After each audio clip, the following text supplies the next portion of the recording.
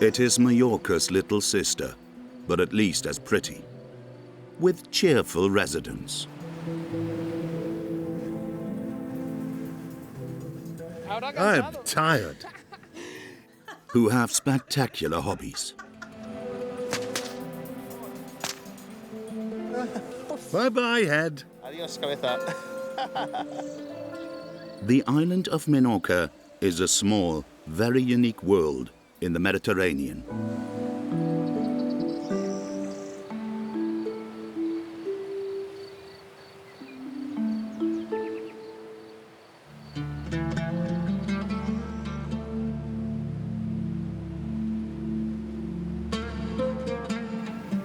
Menorca means the smaller one. The Romans once gave the island this name. The neighboring island, Mallorca, is the bigger one.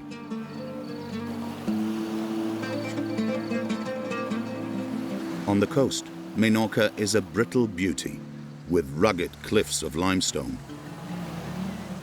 Its inhabitants used to live only in Menorca's green centre, as far away from the sea as possible. Fearing pirate attacks, they settled inland, on farms and in villages. In the middle of the entrance to the port of Mahon is the Lazaretto Island. In the 19th century, there was a quarantine station for the crews of merchant ships from the Orient here. Cholera, bubonic plague, and typhoid fever were the epidemics of that time. 40 days, 40 días, the men were quarantined here. Only after isolation were they allowed into the port city of Mahon. The easternmost port in Spain made the town rich. Typical of Mahon are the imposing towers that rise here and there from the roofs of the old merchant houses. And they are taken care of by Alejandro Gimeno, Martin Gomez and Alberto Moreno from Menorca Vertical. They are professional climbers.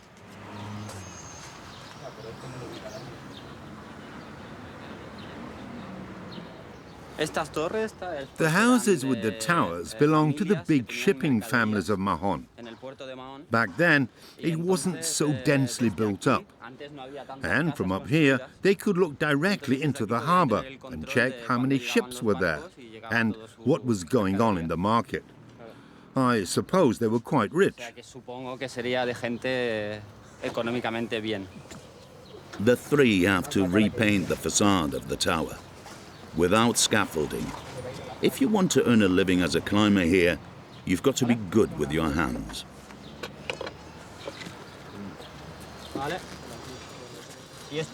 Give me a little line so that I can get to the carabiner.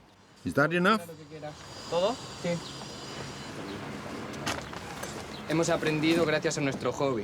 We've made our hobby our profession.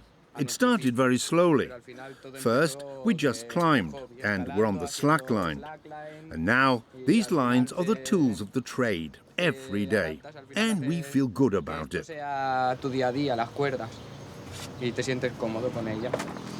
Alejandro is a true balancing artist in his spare time. All three love heights and the abyss. Only Martin, the youngest, is still a bit excited during their assignments. I'm always a bit nervous, especially when you look down for the first time. But if you do everything right, the fear disappears.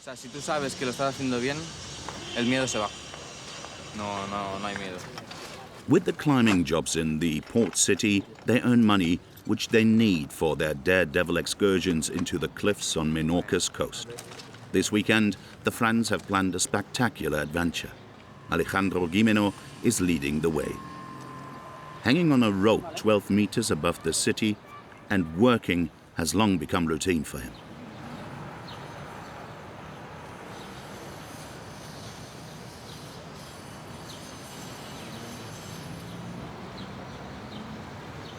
A base de hacer la faena, It's like with every job.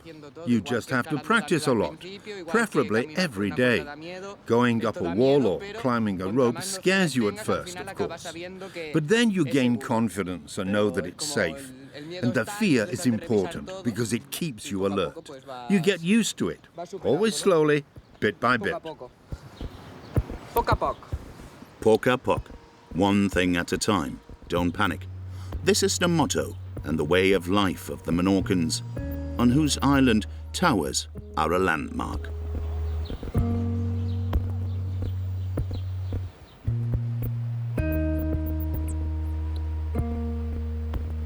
The rugged coast is guarded by 7 mighty beacons. The island's huge cliffs are dangerous for sailors. And between the rocks, pirates used to hide.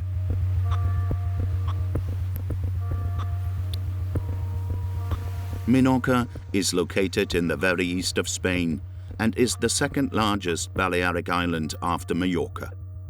On the north coast is probably the most famous fishing village, Fornells, hidden in an elongated bay.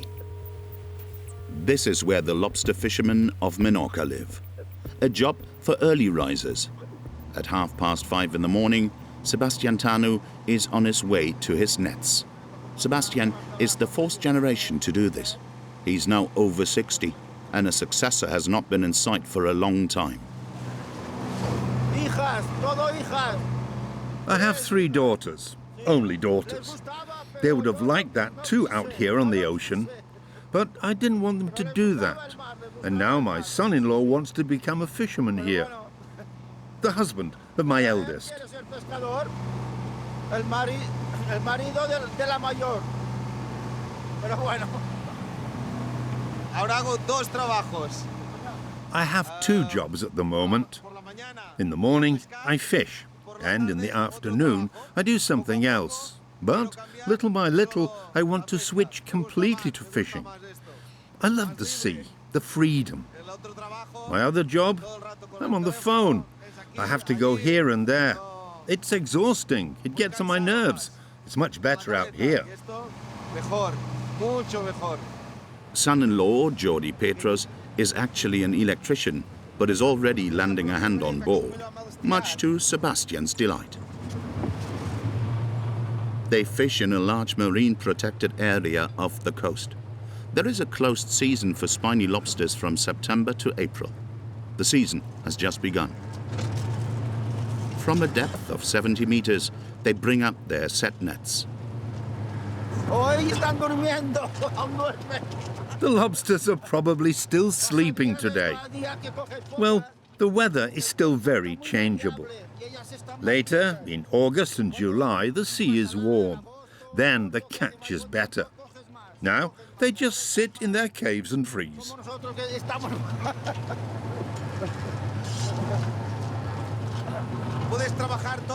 Sometimes we work all day for nothing. But if you're lucky, you catch the lot in an hour. It always depends. Today, they have to catch something. Because at home in Fornells, the family is urgently waiting for supplies.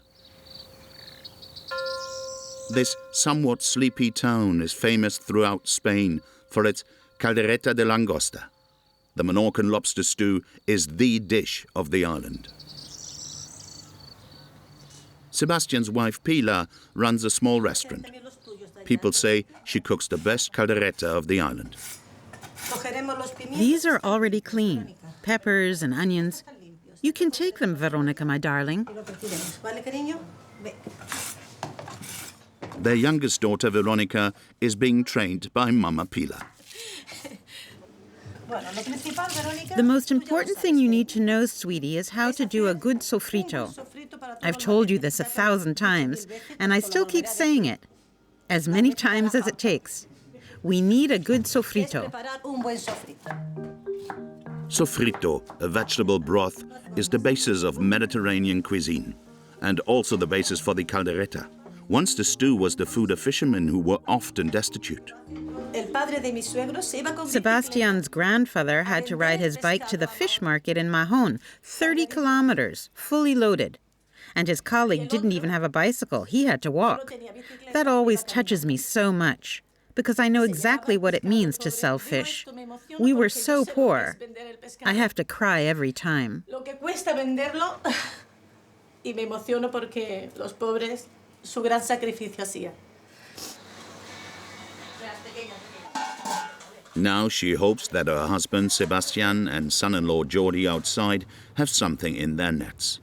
In the past, lobsters were unwanted bycatch, practically unsaleable. Fishing families ate them themselves. Today, the crustaceans are a delicacy. 60 euros per kilo are paid at the fish market, but they have to be big enough. Perfecto.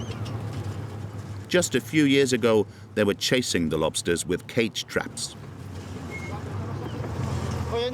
We don't use traps anymore because you have to put bait fish in there to attract the lobsters. But there's not enough fish and fish waste anymore, so we stopped using them, and now we work with nets.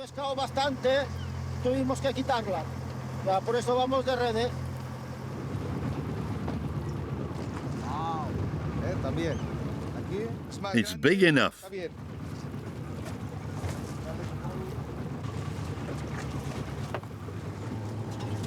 They are out there for 6 or 7 hours almost every day. They have 4 set nets here, each 600 meters long.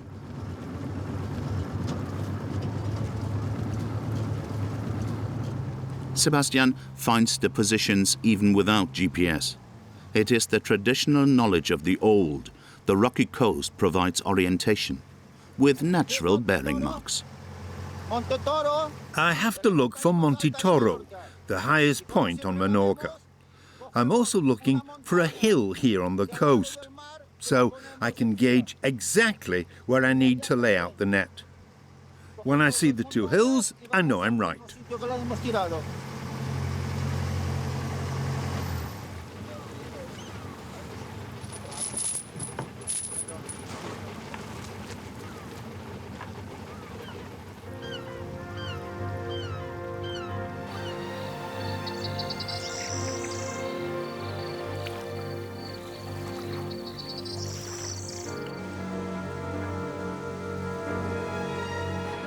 The few bathers down on the beach of Sonbu have no idea what's happening a little further on, in the cliffs that are difficult to access. Yesterday, the climbers of Menorca Vertical were still hanging from a tower in Mahon. Today, they have switched to their hobby. They are now called talaiotic monkeys, and they stretch a slackline across the bay of Luclari. There seems to be a problem. Tenemos un problema con los tornillos, parece. ¿Ya averiguasteis cómo funcionan? Alejandro hangs on the rock opposite and is about to balance across the bay. En principio va a caminar solamente. Alejandro climbs alone. He's the specialist. We accompany him. We're his team. Venimos a acompañarle y ayudarle un poquito. The balancing path consists of tension belts, is 180 meters long, and first has to be installed safely, at a height of 80 meters.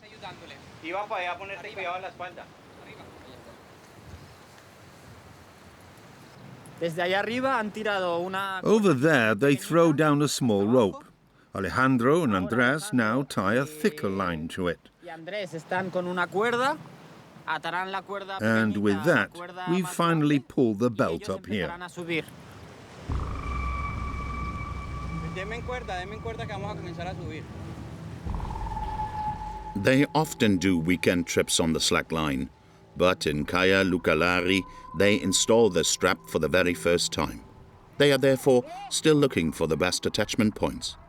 On the other side, Alejandro personally takes care of everything. He scrambles up and down. Things are not going quite right today. Pensad. Hay un poco de problema porque. There's a small problem. Our auxiliary rope got stuck behind a rock. We first have to get it free again. Then we can continue. Finally, they can pull the slackline taut very carefully. Claro, pero. We don't use any tensioning devices for the belt. It just needs to be tight enough against the wind. Many highliners need a tightly tensioned line. Alejandro doesn't. He likes it when it hangs nice and loose. And then Alejandro goes off. The sea wind tugs at the slack line and a bit at his nerves too. He has a very long way to go.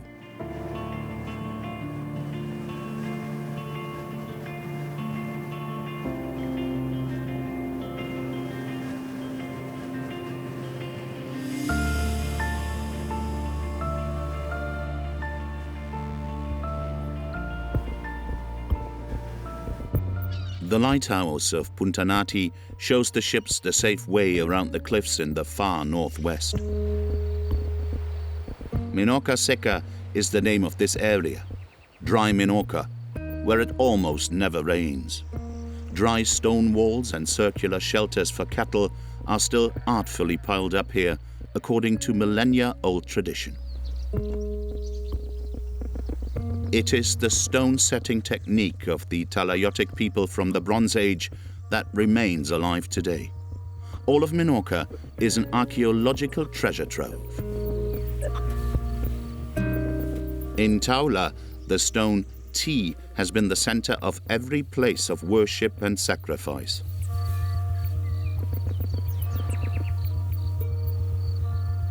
Next to it, there is always a Talayot, the watchtower, which gave this culture its name. Archaeologists Cristina Bravo and Irene Riduavets have been digging here, in Torralba den Salot, a Bronze Age village, for years, very slowly and thoroughly, piece by piece, poco a poco.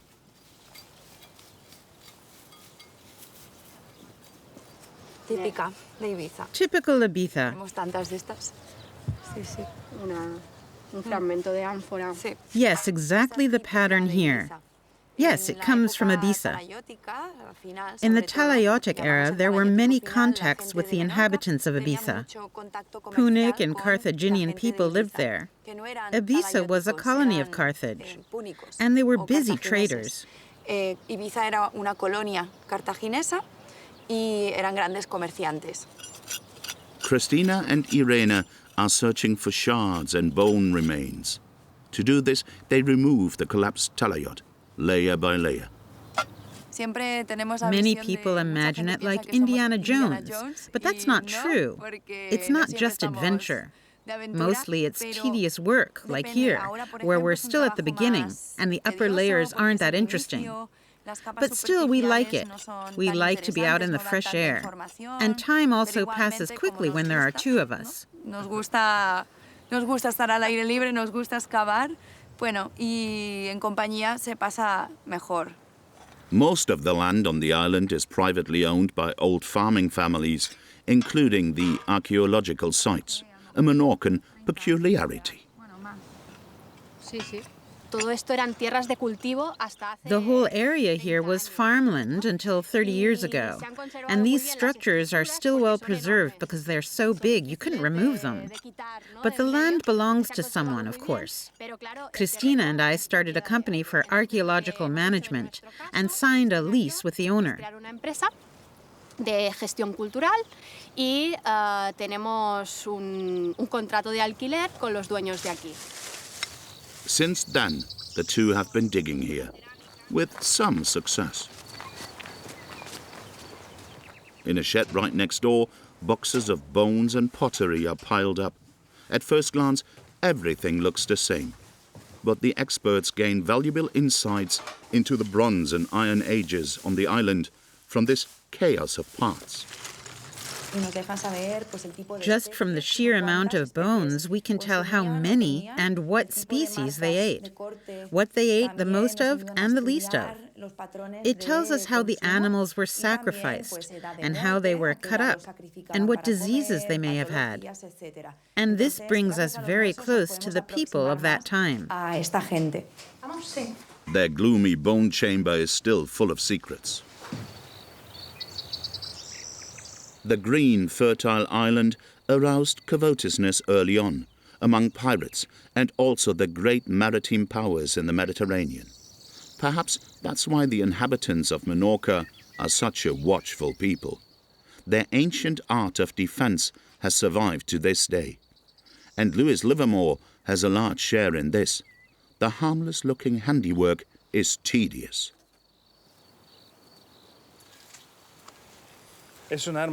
I'm making a weapon here. Rural, simple, but very effective. A slingshot.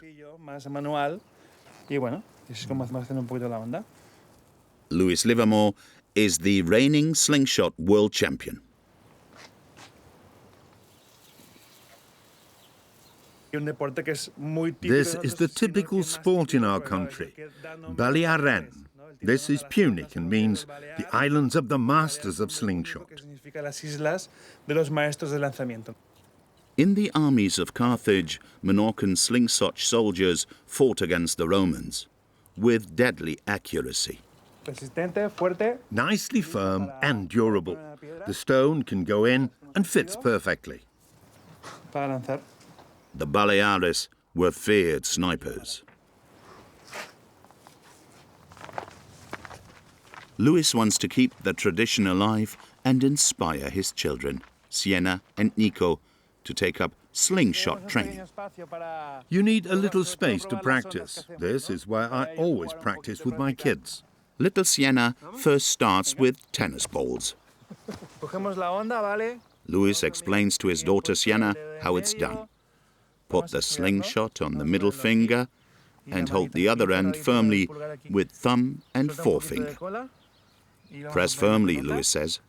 He wants Sienna to turn it 3 times and release it with force. The first step is always the hardest, but Sienna is only 6. Her brother Nico is 8 and has been at his father's sling school for 2 years.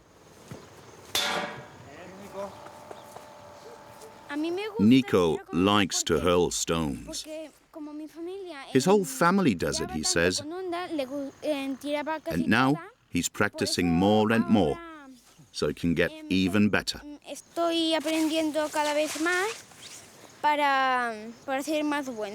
After all, Nico has a great role model, Father Lewis, with his world-famous marksmanship.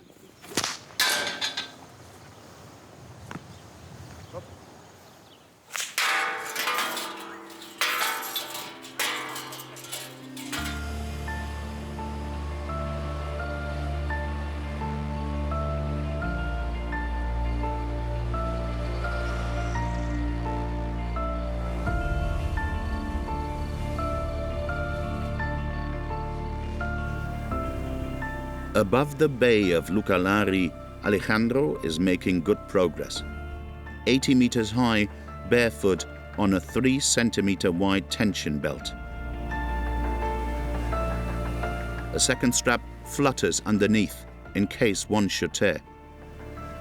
It's all super safe. Alejandro wears a climbing belt with a lifeline that runs with a ring on the slack line.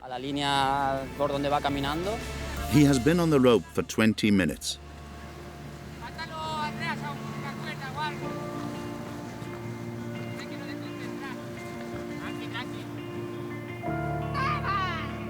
He can't continue on foot for the last few meters. The line rises too steeply.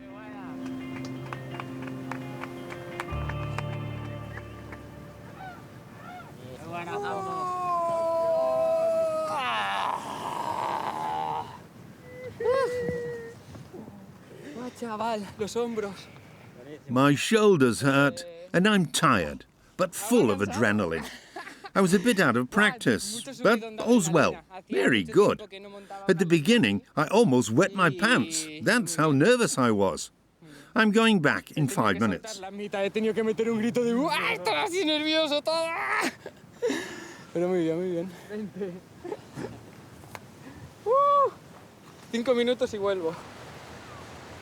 Around noon, the lobster fishermen of Fornells return to their port. Their traditional boats, called yauts, are small but ideal in shape and size for the Mediterranean. The catch is all right too. Sebastian is satisfied. Hay langostas, mira, ¿ves? 14, 15. About 14 or 15 lobsters. Allí. Each one is registered.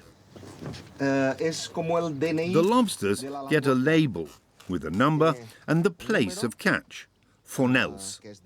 Each animal has its own number. Auténtica de Fornells.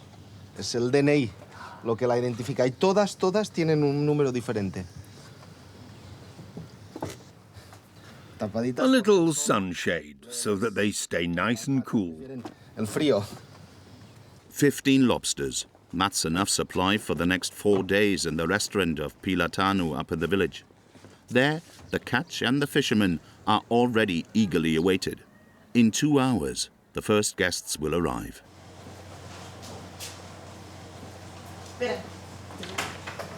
Buenas, papi. Buen día. Buen día. Buenos días. Pasa, Rey. Go right through. How was your day, my king? Hoy sí. ¿Cómo te ha ido el día, Rey? Look here, your lobsters. Uy, qué guapas que How son. wonderful. I will have to slaughter them all. Perfecto. Vale. What are you doing next? Entonces, Baches. I have to go to the boat again. venga. Tú sabes lo que yo respeto al matrimonio. Look, darling, we pay respect to all living things. After all, they feed us. Hay que tratarlo And con for mucho that, respeto we thank them. y darle gracias por lo que nos da, ¿vale? Y esto es verdad que lo hacemos cada día. No matter what kind of animal it is. Cada animal que You voy a got that, matar, sweetie? tú lo sabes. I'm going to slaughter it now. Para que el animal no sufra, lo primero que hago es esto, Verónica, le saco así y rápido, lo más rápido posible. ¿Vale, cariño? Pilar's caldereta contains a secret that she definitely doesn't want to reveal. Las langostas, las calderas, hay The sauce becomes thicker when you add the blood of the lobster. I've already shown you that it's the liquid from the head of the lobster, and here are the delicious innards, which give the taste. como si fuera un coral. Es como el hígado. Esto es lo que hace sabor, ¿eh? Esto es lo que hace sabor. Y la sangre, como... The innards are the best part after all. Vale, cariño, venga. And now you go to the freezer and get the female offal, you know? Because that's the little kitchen trick that only we know. Ese es el truquillo nuestro que tenemos nosotros. My God, now I've given it all away. I talk too much as usual. I just can't shut up. This is typical again. I wanted to betray nothing, and now I've betrayed everything. Lobster innards of all kinds, pureed with garlic and lime juice, the icing on the cake of a successful caldereta de lagosta, which tastes even more like the sea than the sea itself.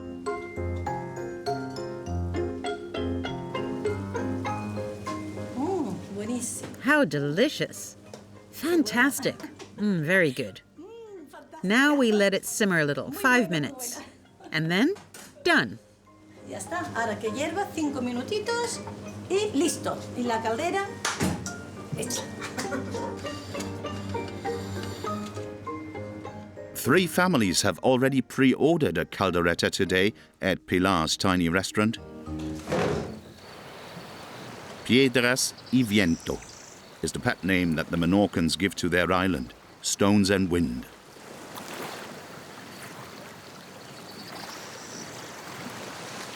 Everything rugged and sharp-edged. Really nice round pebbles are only between the cliffs of Sonpak. The bay is the ammunition depot of Louis Livermore and the other slingshot experts. This is where they get their projectiles.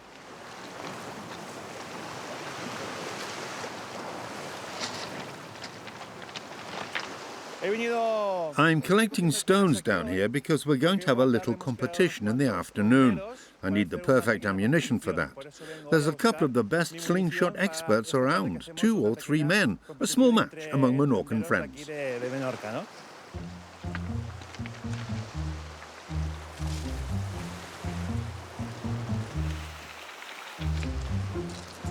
Shaped like a very large chicken egg, with a smooth surface, approximately 220 grams. This is the ideal weight for Lewis stones.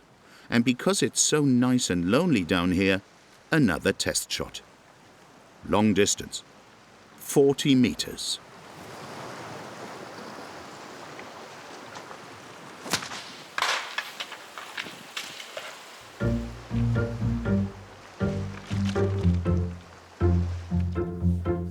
Proper competition stones still need some kind of war paint. Louis' children help.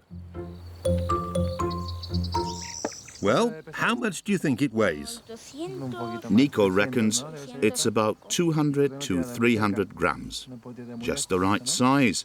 They mustn't be too light. Nico couldn't throw those. They're much too heavy for him. Nico colors them in red and white. Red as a symbol for blood, maybe. But white, he doesn't know. Maybe the sky. The sky is white, exactly. So that's your theory. Interesting. Red and white means nothing really, but in the green grass it gives a good contrast. So I can easily find my stones.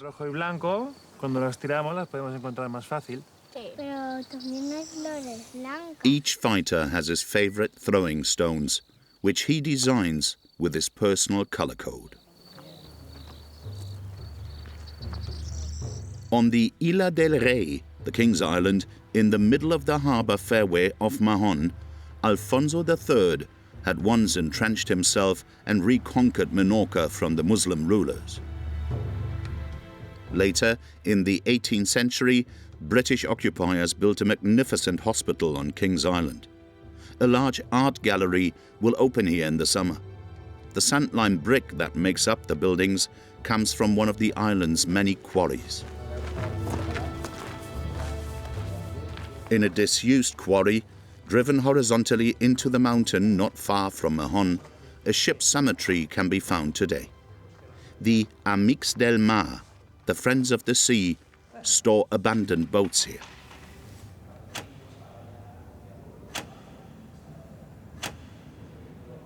Santiago Obrador and Federico Moisi have brought one of the boats back to life and painstakingly restored it. A historic yacht, a boat with a history. Ultramar. The boat is called Ultramar and dates from 1916. Pass me the lamp. 1916. That's quite a few years. Ultramar means overseas. No idea why it's called that. The name was never changed, and we know that the boat belonged to a Menorcan who emigrated to Argentina and later returned here. He sailed the sea all the way from South America, and that's probably why he named his boat Ultramar.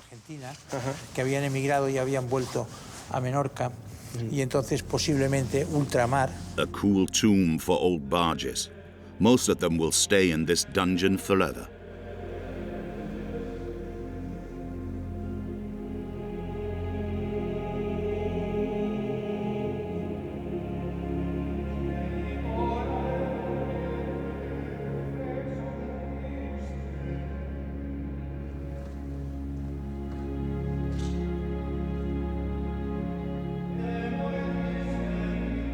The Ultramar has been lucky that regatta sailor Santiago Obrador has fallen for the charm of the wooden boat.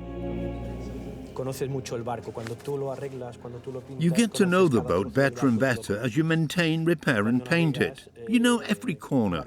And when you sail on the sea with a boat made of wood, it's like a living being. And over the years, you know exactly where every sound comes from. It's really a joy. The Ultramar is decked out for her return to the sea.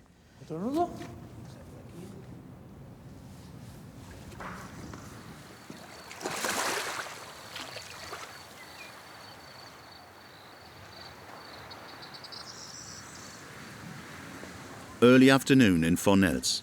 the town famous for its caldereta de langosta.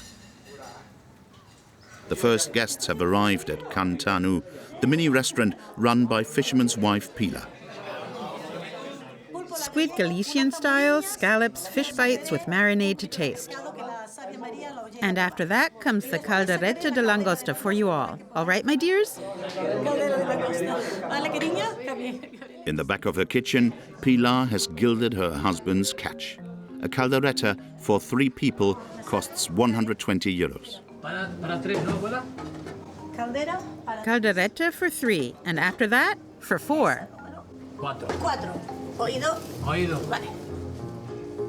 Caldereta has become the crown of Menorcan cuisine. In summer, wealthy Spaniards from Madrid and Barcelona come specially to Fornells and enjoy the lobster stew. Even the Spanish royal family has been here.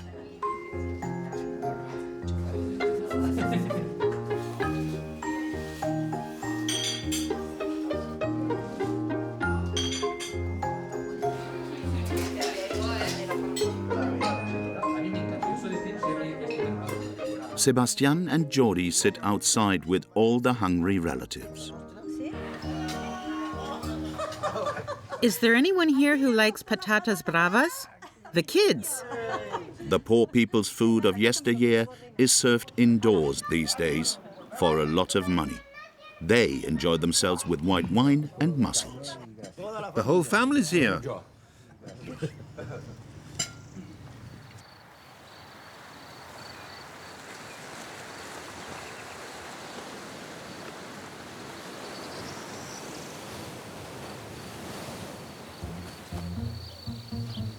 Hidden between sheep pastures and dry stone walls lies the battlefield of the slingers. Out here, they are absolutely undisturbed. Louis Livermore with his children and his friends. They got 10 watermelons and built a wooden platform.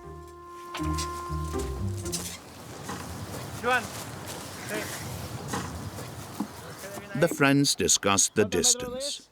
In the end, they agree on 25 meters.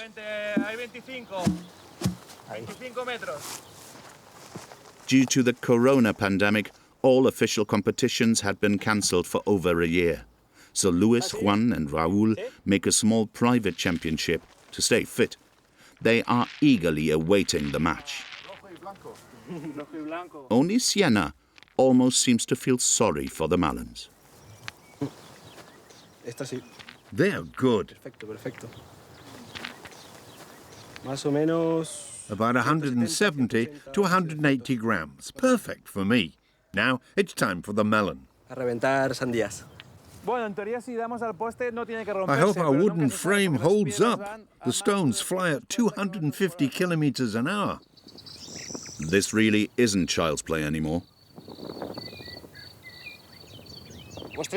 Everyone has 10 shots. Whoever lands the first bullseye wins the round. First round to warm up.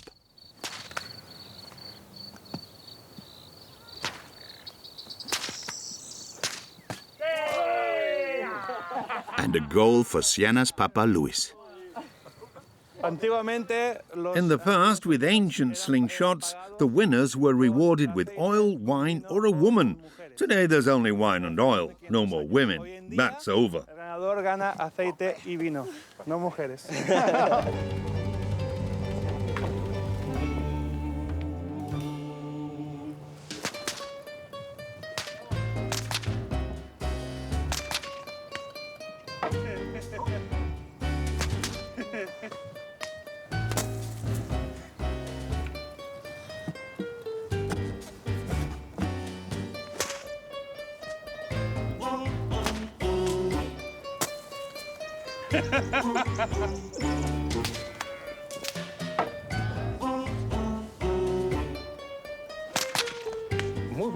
Very dangerous. If that were your head, it'd be gone. Adiós, cabeza.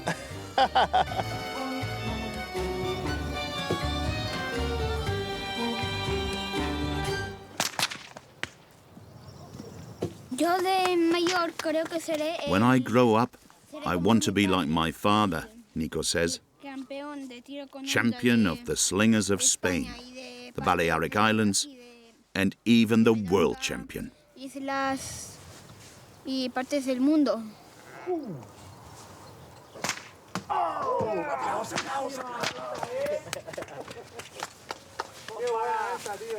They can all be satisfied.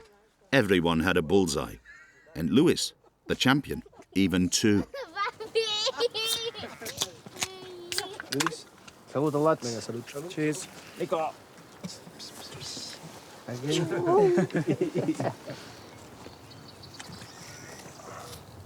And finally, Sienna gets her money's worth. All the watermelon she wants.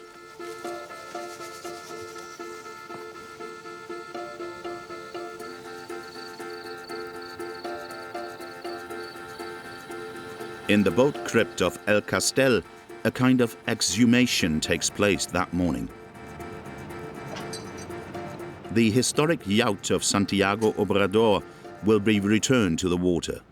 Fortunately, the old quarry is high enough to accommodate a truck-mounted crane. And that's what it needs. About 800 kilos. You have to fiddle quite a bit to get everything to fit. I think he still has to open the flap at the back.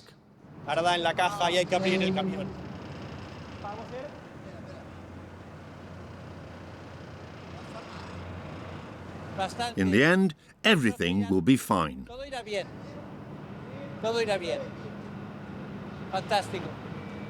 Everyone is a little excited. The freshly painted boat mustn't get any scratches. I spent 60 hours building that boat. It only came in down here in December.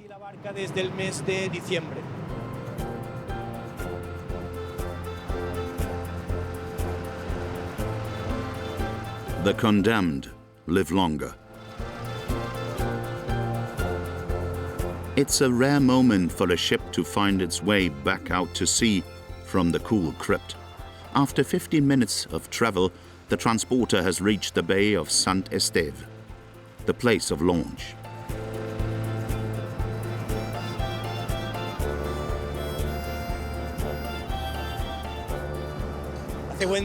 A good day to take it back into the water. I can't sail it right away. I'll have to attach a small motor first. It doesn't matter. As soon as I'm on the water, I'm happy. Ahora si no sale agua, ya estoy contento. The Ultramar is back where it belongs, in the water. Bueno, nervios y... I'm a bit nervous, but at first glance everything looks good. We're going to set the mast now, and then we'll sail off. All is well. You can't ask for more. Before it can really get going, I have to wait a few days until it's completely sealed and no longer draws water.